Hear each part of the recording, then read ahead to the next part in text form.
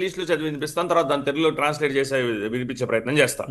Provided that when any fact is deposed to as discovered in consequence of information received from a person accused of an offense in the custody of a police officer, so much of such information, whether it amounts to a confession or not, as relates distinctly to the fact thereby discovered, may be proved. అంటే ఈ particular instance లో అద్దేపల్లి జనార్దన్ రావు అనే వ్యక్తి, ఆయన జోగి రమేష్ గారు అనే మాజీ ముఖ్యమంత్రి వర్గులకి ఆయనకు ఇన్వాల్వ్మెంట్ ఉంది అని చెప్పడం జరిగింది కాబట్టి ఆ particular fact search seizure operations conduct చేసిన తర్వాత ఆ పర్టికులర్ ఫ్యాక్ట్ కనుక డిస్కవర్ చేస్తే section 27 of the evidence act కింద ఆయన అక్యూజ్డ్ గా చూపించవచ్చు. కాబట్టి దాని ప్రకారంగానే ఈ రోజు సిటీకి సంబంధించిన ఎక్సైజ్ అధికారులు ఎవరైతే ఉన్నారో వారు ఆయన ఇంటికి వెళ్ళడం జరిగింది. ఆయనకు ఒక నోటీస్ ఆయనకి ఇవ్వడం జరిగింది. ఆ నోటీస్ ఏంటనేది కూడా నేను చెప్పే ప్రయత్నం చేస్తాను పవన్ గారు ఇక్కడ. సార్, ఇందులో మొదటగా వీళ్ళు సర్చ్ వారెంట్ పైన లోపలికి వెళ్ళారు, అవును, ఆ తర్వాత నోటీస్ ఇచ్చారు. ఎట్లా చూస్తారు ఇది ఏంటి అసలు? అంటే బేసిక్ గా ఒక particular search warrant search seizure అనేది ఒక ప్రొసీజర్ అండి. అంటే ఫర్ ఇన్స్టెన్స్ ఒక accused, one of the accused in the case, prime accused గా ఉన్న అద్దెపల్లి జనార్దన్ రావు గారు, దీనికి సంబంధించిన డబ్బో, దీనికి సంబంధించిన బాటిల్స్, దీనికి సంబంధించిన ఇంకొక మెటీరియల్ ఏదైనా ఆయన దగ్గర అవైలబుల్ ఉన్నది, ఆయన ఇంట్లో అవైలబుల్ ఉన్నప్పుడు ఆయన ఇంటికి వెళ్ళినప్పుడు ఆయనకి సర్చ్ అండ్ సీజర్ ప్రొసీడింగ్స్ కింద సిఆర్పిసి కానీ బిఎన్ఎస్ఎస్ కింద ఆయనకు ఒక మెమో ఇష్యూ చేయాలి, ఒక ప్రొసీడింగ్స్ ఇష్యూ చేయాలి. ఆ ప్రొసీడింగ్స్ ఇష్యూ చేసి ఆయన సంతకం తీసుకొని అక్కడ సర్చ్ సీజర్ కార్యక్రమాలు చేపట్టాలి. ఏం దొరికి అనేది ఖచ్చితంగా ఈ రోజు రిమాండ్, ఆయన కనుక రిమాండ్ చేసే పరిస్థితుల్లో రిమాండ్ రిపోర్ట్ లో క్లియర్ గా మెన్షన్ చేయడం జరుగుతుంది. అసలు ఇక్కడ ఏం జరిగిందో ఒకసారి నేను చెప్పే ప్రయత్నం చేస్తాను. భవానీపురంలో జరిగిన ఒక క్రైమ్ ఏదైతే రిజిస్టర్ అయిందో దానికి సంబంధించిన ఇన్ఫర్మేషన్ వచ్చింది పవన్ గారు, నాకు ఇప్పుడు దానికి సంబంధించిన రిమాండ్ రిపోర్ట్ కూడా రావడం జరిగింది అద్దెపల్లి జనార్దన్ రావుకి సంబంధించి. అది కూడా చెప్పే ప్రయత్నం చేస్తాను. ఒక క్రైమ్ రిజిస్టర్ చేయడం జరిగింది Bhavanipuram police excise police prohibition and excise police station 171 of 2025 కింద సెక్షన్లు 13E 13F 34A read with 34A 1 2 34E 34F 34H read with 34(2) and 34(6)(1)B and C and 37 42 50 50B of the AP Excise Amendment Act 2020 of Prohibition and Excise Police Station Bhavanipuram. దీనిలో clear గా ఒక crime register చేసిన తర్వాత ఆ crime register చేశాక అద్దెపల్లి జనార్దన్ రావు అనే వ్యక్తిని, so ఈయన అక్యూజ్డ్ గా దీనిలో మోపబడడం జరిగింది, అక్యూజ్ నెంబర్ 1 గా ఉండడం జరిగింది. ఈయన్ని అట్ ద సేమ్ టైమ్ ఇంకొక వేరే క్రైమ్ కూడా 98 ఆఫ్ 2025 3/10/2025 నాడు Malakala Cheruvu prohibition and excise station Annamayya district లో ఈ రెండింటి దేనికి సంబంధించింది అంటే ఒక స్ప్యూరియస్ లిక్కర్ స్కామ్ కి సంబంధించింది.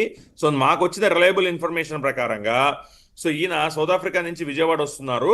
దాని ప్రకారంగా the officers waited for the intercept at the airport and positively identified Janardhan Rao.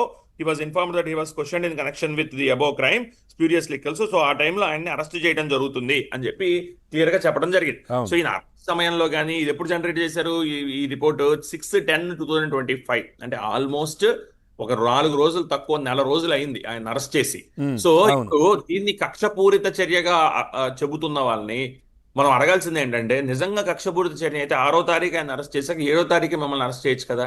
So material ఖచ్చితంగా పోలీసు వారికి దొరుకుండొచ్చు, ప్రొహిబిషన్ అండ్ ఎక్సైజ్ డిపార్ట్మెంట్ వారికి, లేదా ఆయన ఇచ్చిన స్టేట్మెంట్స్ కానీ కన్ఫెషన్ కానీ దాని ప్రకారంగా మీ పేరు ఎక్కడన్నా వచ్చి ఉండొచ్చు, దాని తగ్గ ఎవిడెన్స్ వాళ్ళకి ఆల్రెడీ ప్రైమా ఫేషి ఎవిడెన్స్ వాళ్ళకి దొరుకుండొచ్చు. అంటే ఇప్పుడు సార్ మధ్యలో వస్తున్నారు మామూలుగా, ఇప్పుడు ఎవరైతే జనార్దన్ రావు కావచ్చు లేదంటే జగన్మోహన్ ఎవరైతే వాళ్ళ బ్రదర్స్ ఉన్నారో వాళ్ళు ఇచ్చినటువంటి స్టేట్మెంట్ కావచ్చు, ఆధారాలు లేదంటే విషయం అంతా కూడా వాళ్ళు చెప్పిన తర్వాత ఈ గ్యాప్ అంతా కూడా ఇంకా ఫర్దర్ గా సిట్ అధికారులు చాలా సేకరించారనుకోవచ్చా?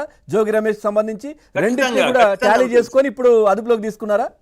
ఖచ్చితంగా అనుకోవచ్చు అండి, అనుకోవచ్చు, 100% అనుకోవచ్చు. ఎందుకంటే నేను ఎందుకు చెప్తున్నానంటే అనుకోవచ్చు అని పవన్ గారు, అలా అనుకునే అవకాశం లేనప్పుడు సిట్టాధికారులు ఈ రోజు మన సిట్టాధికారంలో ఉన్న సిట్టాధికారుల్లో ఒకరిలైన ప్రొహిబిషన్ అండ్ ఎక్సైజ్ డిపార్ట్మెంట్ వారు వెళ్ళి ఈ రోజు అరెస్ట్ చేసే అవకాశం, అది కూడా పర్టికులర్ గా ఫార్మర్ మినిస్టర్ గా ఉన్న వ్యక్తిని అరెస్ట్ చేసే అవకాశం అంత ఈజీగా ఉండదండి.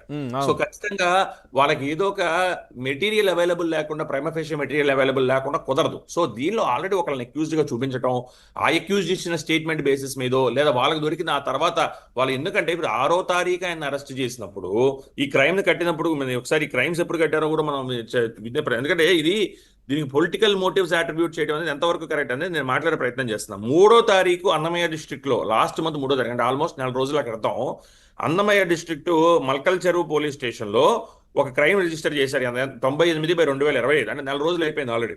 అదేవిధంగా 6వ తారీఖు అంటే 3 రోజుల తర్వాత 6వ తారీఖు అంటే ఇంకో 4 రోజులు అయితే ఇంకో 4 రోజులు ఓ ఆ భవానీపురం పోలీస్ స్టేషన్ లో 171/2025 రిజిస్టర్ చేయడం జరిగింది. పైన నేను చెప్పిన సెక్షన్ల ప్రకారం, ఇంతకుముందు చెప్పిన సెక్షన్ల ప్రకారం. సో ఈ సెక్షన్ ప్రకారం రిజిస్టర్ చేసిన తర్వాత ఇమీడియట్ గా కనుక ఒక వ్యక్తిని అరెస్ట్ చేసేయాలి, లేదా జోగి రమేష్ గారినో లేదా ఇంకొకరినో అరెస్ట్ చేసేయాలంటే అదే రోజు లేదా ఆ తర్వాత రోజు లేదా వారం రోజుల్లోనో 10 రోజుల్లోనో అరెస్ట్ చేసి ఉండేవారు. అవును. కానీ ఇంత గ్యాప్, ఇంత రోప్ ఇవ్వరు కదా, ఇంత లెంత్ ఇవ్వరు కదా. ఉమ్. ఖచ్చితంగా మీకు సంబంధించి వాళ్ళు ఇచ్చిన స్టేట్మెంట్స్ లోనో వాళ్ళ జుడిషియల్ కస్టడీకి తీసుకున్నాక పోలీస్ కస్టడీ తీసుకున్నప్పుడు ప్రస్తుతం ఏం చేస్తారంటే అరెస్ట్ చేసిన వ్యక్తిని 24 గంటల్లో మ్యాజిస్ట్రేట్ గారి ముందు ప్రవేశపెట్టి ముందు రిమాండ్కి అడుగుతారు. ఓ 14 రోజులు రిమాండ్లు ఇస్తే ఆ తర్వాత పోలీస్ కస్టడీ పిటిషన్ మూవ్ చేసుకుని పోలీస్ స్టేషన్ తీసుకొచ్చి విచారిస్తారు. సో విచారించిన క్రమంలో మీ పేరు చెప్పడమో, కన్ఫెషన్ స్టేట్మెంట్ ఇవ్వటమో, మీకు సంబంధించి ఏదో ఒక విషయం చెప్పడమో, లేదా మీకు సంబంధించిన మెటీరియల్ ఏదో మీ దగ్గర ఉందని చెప్పడమో, ధనం అయి ఉండొచ్చు, లేదా మెటీరియల్ అయి ఉండొచ్చు, లేదా ఎక్విప్మెంట్ అయి ఉండొచ్చు, లేదా దానికి సంబంధించిన స్ప్యూరియస్ లిక్కర్ బాటిల్స్ అయి ఉండొచ్చు, ఉన్నాయని మీ ఆధీనంలో ఉన్నాయని మీరు చెబితే నేను చేశానని చెప్పడంతో అప్పుడు ఖచ్చితంగా మిమ్మల్ని కూడా అధీనంలోకి తీసుకొని మిమ్మల్ని విచారిస్తారు, మిమ్మల్ని కూడా దానిలో బాధ్యుల్ని చేస్తారు కదా. సో ఇప్పుడు జరిగిన ప్రొసీజర్ అదే. అంటే నేనేమంటానంటే నెల రోజుల పాటు ఒక ఇష్యూ నడుస్తున్నప్పుడు నెల రోజుల పాటు ఒకళ్ళని అక్యూజ్ని అరెస్ట్ చేసి 6వ తారీఖు 7వ తారీఖు ఆయన అరెస్ట్ చేసి ఆ తర్వాత ఆయన్ని రిమాండ్ చేసి పోలీస్ కస్టడీ తీసుకొని ఇన్వెస్టిగేషన్ చేసి ఇంత వ్యవహారం నడిచినప్పుడు ఇది రాజకీయ కక్షపూరిత చర్య